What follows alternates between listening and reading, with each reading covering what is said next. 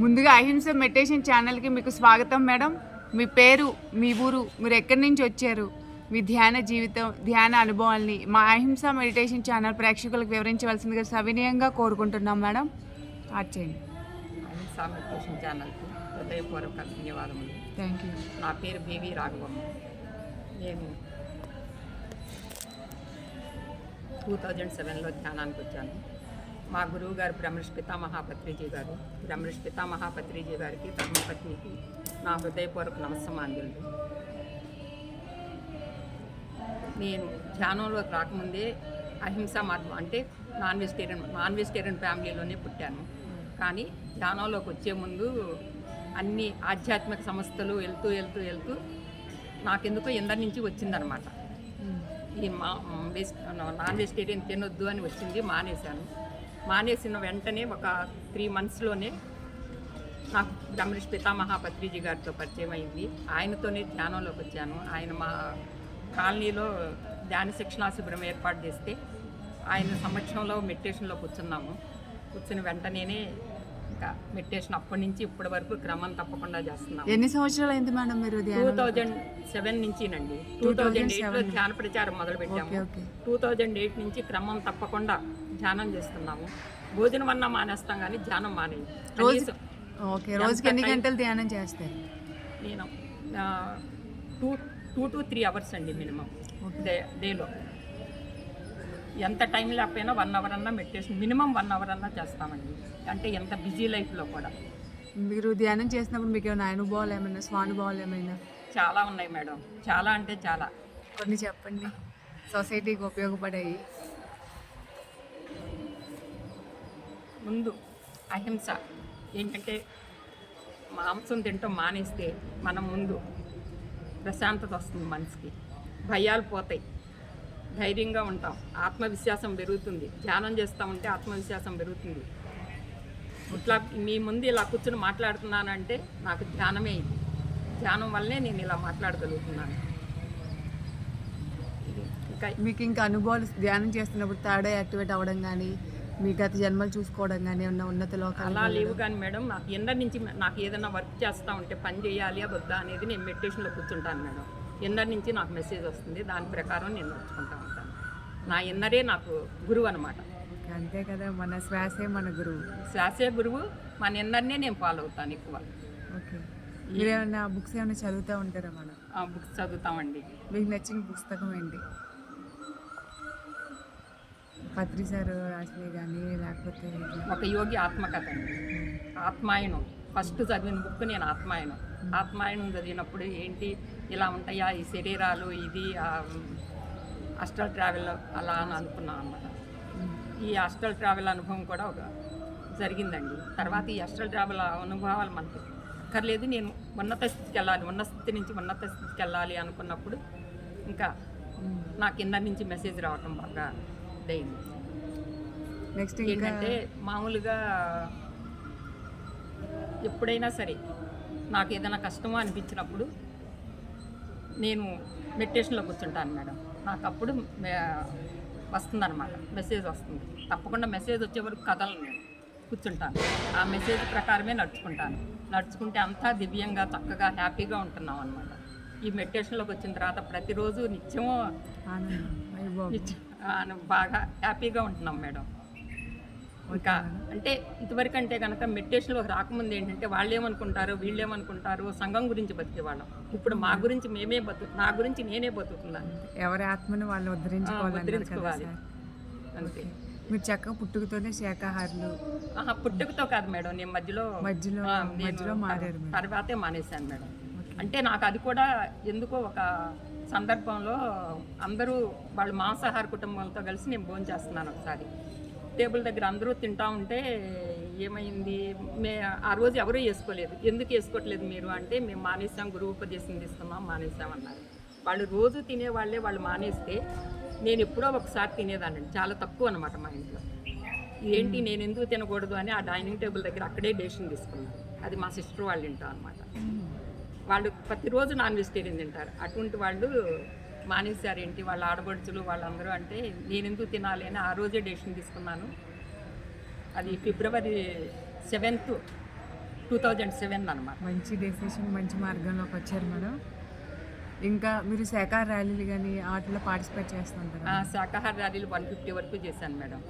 ఓ, నేను మానేసిన తర్వాత అందరూ శాకాహారంలోకి రావాలి, అందరూ 150 ర్యాలీలో పార్టిసిపేట్ చేశారు. Great madam. Thank you madam. ఎందుకంటే అందరూ ఈ మనకు తెలియదు, అజ్ఞానంతో ఉండి మనం తింటున్నాం అంతేగాని అది కొంచెం జ్ఞానం చెప్పేవాళ్ళు ఉంటే కనుక మనం తిన్నాం. ఊర్లో పిరమిడ్ ఉందండి? పిరమిడ్ ఉంది, అంటే మామూలుగా పెట్టుకున్నాం ఇంట్లో పిరమిడ్. అంటే పౌర్ణమికి అలా ఎక్కడ పౌర్ణమి ధ్యానాలు, అమావాస్య ధ్యానాలు చేస్తామండి. మా ఇంట్లో కూడా ఏర్పాటు చేస్తాం. లేకపోతే మీ గ్రూప్ అంతా ఉందండి, మీర్పేట గ్రూప్. మేము మీర్పేటలో ఉంటాము. మీర్పేట గ్రూప్ అంతా ఉంది. అందరం కలిసి సామూహికంగానే చేస్తాం పౌర్ణమి ధ్యానాలు, అమావాస్య ధ్యానాలు, సామూహిక ధ్యానాలు. సామూహికంగా చేసినప్పుడు ఎలా ఉంటుంది, మీరు ఒంటరిగా చేసినప్పుడు ఎలా ఉంటుంది ధ్యానం? అంటే మొదట్లో అయితేనండి, ఇప్పుడు సామూహికంగా చేస్తే చాలా కాన్సన్ట్రేషన్గా కుదిరినట్టు అనిపించేదండి. ఇప్పుడు ఇన్ని సంవత్సరాలు అయిపోయింది కదా, మాకు ఇప్పుడు ఏమనిపిస్తుందంటే తొందరగానే మేము మెడిటేషన్ లోపలికి వెళ్ళగలుగుతున్నాం. అంటే రెగ్యులర్గా చేస్తున్నాం కదా, రెగ్యులర్గా చేయటంలో అది కొంచెం పర్వాలేదు. కానీ సామూహికంగా చేసినప్పుడు ఇంకా చాలా బాగుంటుంది. ఎక్కువ ఎనర్జీస్ వస్తుంది. చాలా అంటే ఎనర్జీస్ బాగా తీసుకోగలుగుతాం. పిరమిడ్ ఎనర్జీ ప్లస్ ధ్యాన ప్రచారం, శాకాహారం గురించి మీరు చెప్తూ ఉంటారా మేడం మీకు తెలిసిన వాళ్ళకి, మీ ఫ్రెండ్స్కి? తప్పకుండా చెప్తామండి. శాకాహారం గురించి, ధ్యానం గురించి చెప్పటమే మా చేయమన్నమాట. చెప్పటమే అది మాకు. శాకాహారం తింటే మంచిది మనకి, హెల్త్కి కానీ. ఇప్పుడు హెల్త్కి కూడా చాలా మంచిదండి. మనకు జబ్బులు రావు, ఏమీ రావు, హాయిగా ఉంటాము. ఎందుకంటే నేను డాక్టర్ దగ్గరికి వెళ్ళి కూడా కొన్ని సంవత్సరాలు అయిపోయింది.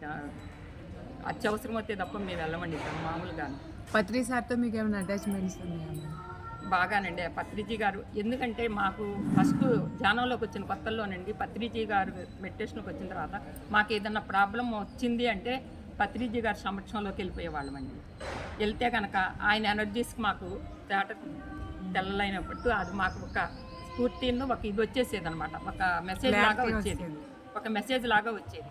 ఆ మెసేజ్ ప్రకారం మేము నడుచుకునేవాళ్ళం అనమాట. మా కష్టాలను మేము, అంటే ఉంటాయి కదా జీవితంలో, అన్నీ ఉంటాయి కదా, అవన్నీ కూడా మేము విడదీసుకుని చక్కగా ముందుకు రాగలిగామన్నమాట. అందుకనే ఇప్పుడు ఇంత ఆనందంగా, హ్యాపీగా ఉండగలుగుతున్నాం. మా బాధ్యతలన్నీ కూడా తీర్చుకున్నాము చక్కగా. అందరూ మనం ముందు ఒక అడిగేసి మనం చెప్తా ఉంటే మనకి అస్ట్రల్ మాస్టర్స్ ఎంతోమంది ఎన్నో మనకి సహాయ సహకారాలు అందిస్తారండి. మనం చేయటమే మన పని. జంతుబలి గురించి మీ అభిప్రాయం ఏంటండి? మీరు సిటీలో ఉంటున్నారు, ఇంకా కూడా గ్రామాల్లో సిటీలో ఏంటి, ఆల్మోస్ట్ సిటీలో కూడా రేపు బక్రీద్, నిన్న మేడం చెప్పారు కదా, బక్రీద్కి ఎన్ని కోళ్ళు మేకలు బలవబోతున్నాయో పాపం ఆ జీవులు అని చెప్పేసి. మరి ఇప్పుడు దాని గురించి మీ అభిప్రాయం, అది కరెక్ట్ అంటారా? కాదండి, ఇప్పుడు సామూహిక ధ్యానం చేస్తున్నాం. ఇప్పుడు ధ్యాన మహాయజ్ఞం పెట్టాం. ఈ ఎనర్జీస్ కొంత తగ్గుతుంది. ఇంకా రాను రాను వాళ్ళల్లో మార్పు వస్తుందండి. చైతన్యం మార్పు వస్తుంది కదా, మార్పు వస్తుంది. ఇప్పుడు మొదట్లో ఎంతమంది ఉన్నారో చెప్పండి. పత్రిజీ గారి ధ్యానం మొదలుపెట్టినప్పుడు ఇప్పుడు ఎంతమంది, కొన్ని కోట్ల మంది శాకాహారులు అయ్యారు కదా. అలాగే మార్పు వస్తుంది. ఒకేసారి మారాలంటే కుదరదు కదా. చైతన్యంలో మార్పు వచ్చినప్పుడు మేము ఎలా వచ్చామో అందరూ కూడా జీవులు చక్కగా సంతోషపడాలంటారు మన ధ్యాన శక్తితో ఈ ప్రదేశం అంతా. అవునండి. ఓకే మేడం, ఇంకా ధ్యానం గురించి మీరు ఇంకేమైనా మీ అనుభవాలు కానీ? అందరూ ధ్యానం చేయాలండి. ధ్యానం చేస్తూ ఉంటే మన శ్వాసే గురువు, ఇంకెవరో కాదు గురువు. మన గురువును మనమే నమ్ముకుని మనం కూర్చోవాలి అని పొద్దున్న పత్రిజీ గారు కూడా బాగా మెసేజ్ ఇచ్చారు. అది 2017లో ఇచ్చారు ధ్యాన మహాచక్రంలో. కూర్చోవాలి అంటే ఆ కూర్చుంటా ఉంటే మనలోనే నిశ్చలత్వం వస్తుంది. నిశ్చలత్వం వచ్చిన తర్వాత నిర్మలత్వం వస్తుంది. నిర్మలత్వం వచ్చిన తర్వాత నాడీ మండలి శుద్ధి జరుగుతుంది. నాడీ మండలి శుద్ధి జరిగిన తర్వాత జ్ఞానం ఉద్భవిస్తుంది. జ్ఞానం వచ్చిన తర్వాత మనం ముక్తికి మనం ఏ బోధులు పెట్టాలి, ఏం తీసుకోవాలి అనేది మనకు బాగా తెలుస్తూ ఉంటుంది. అది మనం ఆచరిస్తూ ఉంటే మన చూసిన వాళ్ళు కూడా ఆచరిస్తారనమాట. ఇప్పుడు మనం నాంపల్లి ఎగ్జిబిషన్ గ్రౌండ్లో అజంతా సెకండ్ గేట్లో మౌన ధ్యాన మహాయజ్ఞంలో ఉన్నాం. ఈరోజు 2వ రోజు మేడం. ఎలా అనిపించింది ఈరోజు ధ్యానం మీకు? 3 గంటల అఖండ ధ్యానం చాలా బాగుంది మేడం, చాలా బ్రహ్మాండంగా ఉంది.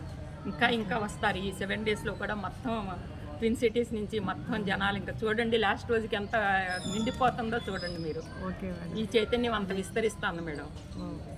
అవును మేడం, నిన్నటికి ఈ రోజుకి చాలా డిఫరెన్స్. ఇంకా ఈ వారంలో ఇంకా మీకు ఇంకా బాగా వస్తారండి. కొత్త వాళ్ళందరూ చాలా వస్తారు. అందరూ ఎదురు చూస్తున్నారండి. అంటే మనం జ్ఞానాన్ని అందించడానికి మనం సిద్ధంగా ఉంటే వాళ్ళు కూడా సిద్ధంగా ఉన్నారు, అసలు తీసుకుంటానికి సిద్ధంగా ఉన్నారు. అందరూ కూడా నాన్ వెజిటేరియన్ కరోనా ముందు కరోనా తర్వాత చాలా చేంజెస్ వచ్చినాయి మేడం. నాన్ వెజిటేరియన్ చాలా వాళ్ళకి తినాలని లేదు చాలామందికి, కానీ ఏదో బలమో ఏదో అపోహల్లో ఉన్నారు. మనం కొంచెం విడమర్చి చెప్పాము అంటే మానేయటానికి చాలామంది రెడీగా ఉన్నారు. కానీ కరోనా ఆఫ్టర్ కరోనా చాలా తగ్గిందండి నాన్ వెజిటేరియన్ కూడా, తినటం కూడా తగ్గించారు చాలామంది. ఆ చైతన్యం వచ్చింది. ఇదంతా మన ధ్యానం వలన, ధ్యానం వైబ్రేషన్స్ వలన మార్పు వస్తాను మేడం, తప్పకుండాను. ఓకే అమ్మ, చక్క మీ అమూల్యమైన సమయాన్ని మా కోసం అలా మా అహింస మెడిటేషన్ ఛానల్ ప్రేక్షకుల కోసం కేటాయించి మీ అద్భుతమైన ధ్యానాన్ని ఎన్నో జ్ఞానవంతమైన సందేశాల్ని వివరించినందుకు ధన్యవాదాలమ్మా. అలాగే దయచేసి అందరూ ఏఎంసీ అహింస మెడిటేషన్ ఛానల్ని అందరూ లైక్ చేయండి, షేర్ చేయండి, సబ్స్క్రైబ్ చేయండి. Thank you.